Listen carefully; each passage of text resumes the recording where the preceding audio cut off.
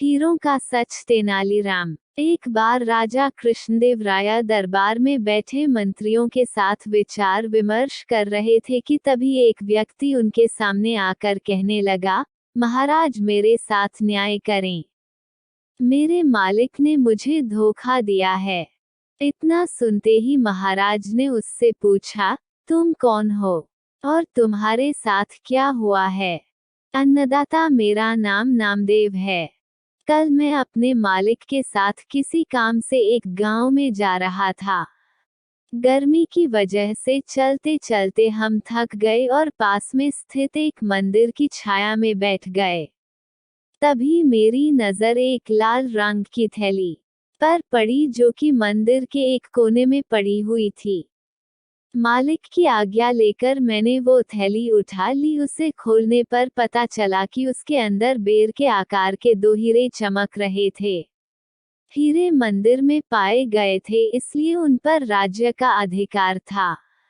परंतु मेरे मालिक ने मुझसे ये बात किसी को भी बताने से मना कर दिया और कहा कि हम दोनों इसमें से एक एक हीरा रख लेंगे।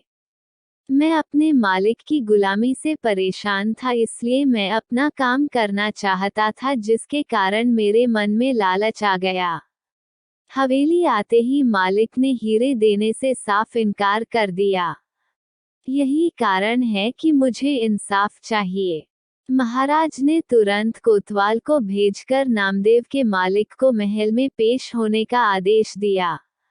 नामदेव के मालिक को जल्द ही राजा के सामने लाया गया। राजा ने उससे हीरों के बारे में पूछा तो वह बोला, महाराज ये बात सच है कि मंदिर में हीरे मिले थे, लेकिन मैंने वो हीरे नामदेव को देकर उन्हें राजकोष में जमा करने को कहा था। जब वह वापस लौटा तो मैंने उससे राजकोष की रसीद मांगी तो वह आनाकानी करने लगा। मैंने जब इसे धमकाया तो ये आपके पास आकर मंगलत कहानी सुनाने लगा। अच्छा, तो ये बात है।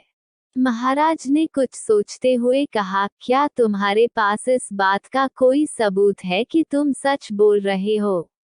अन्नदाता, अगर आपको मेरी बात पर यकीन नहीं तो आप मेरे दूसरे 3 नौकरों से पूछ सकते हो। वो उस वक्त वहीं थे।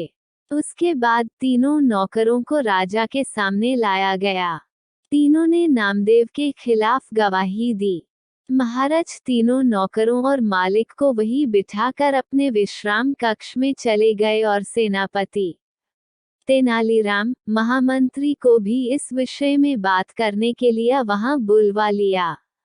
उनके पहुंचने पर महाराज ने महामंत्री से पूछा, आपको क्या लगता है, क्या नामदेव झूठ बोल रहा है?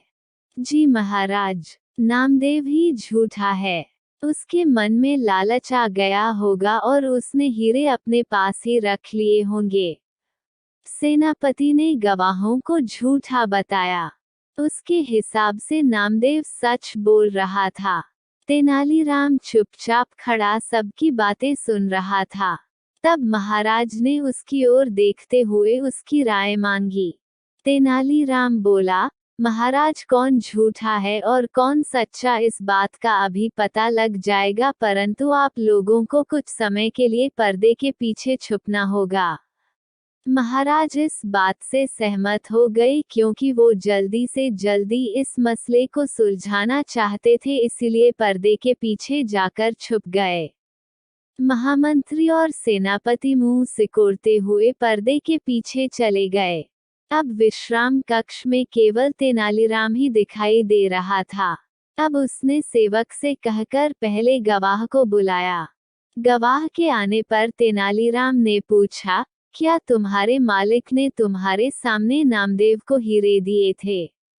जी हाँ। फिर तो तुम्हें हीरे के रंग और आकार के बारे में भी पता होगा। तेनालीराम ने एक कागज और कलम गवाह के सामने करते हुए उससे कहा, लो मुझे इस पर हीरे का चित्र बनाकर दिखाओ। इतना सुनते ही उसकी सिट्टी पिट्टी गुल हो गई और बोला, मैंने हीरे नहीं देखे क्योंकि वो लाल रंग की थैली में थे। अच्छा, अब चुपचाप वहां जाकर खड़े हो जाओ। अब दूसरे गवाह को बुलाकर उससे भी यही प्रश्न पूछा गया। उसने हीरो के रंग के बारे में बताकर कागज पर 2 गोल गोल आकृतियां बनाकर अपनी बात साबित की। फिर उसे भी पहले गवाह के पास खड़ा कर दिया गया और तीसरे गवाह को बुलाया गया। उसने बताया कि हीरे भोजपत्र की थैली में थे। इस वजह से वह उन्हें देख नहीं पाया। इतना सुनते ही महाराज पर्दे के पीछे से सामने आ गए। महाराज को देखते ही तीनों घबरा गए और समझ गए कि अब सच बोलने में ही उनकी भलाई है। तीनों महाराज के पैरों को पकड़कर माफी मांगने लगे और बोले, हमें झूठ बोलने के लिए हमारे मालिक ने धमकाया था और नौकरी से निकालने की धमकी दी थी, इसलिए हमें झूठ बोलना पड़ा।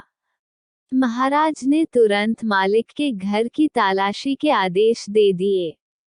तलाशी लेने पर दोनों हीरे बरामद कर लिए गए। सजा के तौर पर मालिक को 10,000 स्वर्ण मुद्राएं नामदेव को देनी पड़ी और 20,000 स्वर्ण मुद्राएं जुर्माने के तौर पर भरनी पड़ी, जबकि बरामद हुए दोनों हीरे राजकोष में जमा कर लिए गए। इस प्रकार तेनालीराम की मदद से महाराज ने नामदेव के हक में फैसला सुनाया।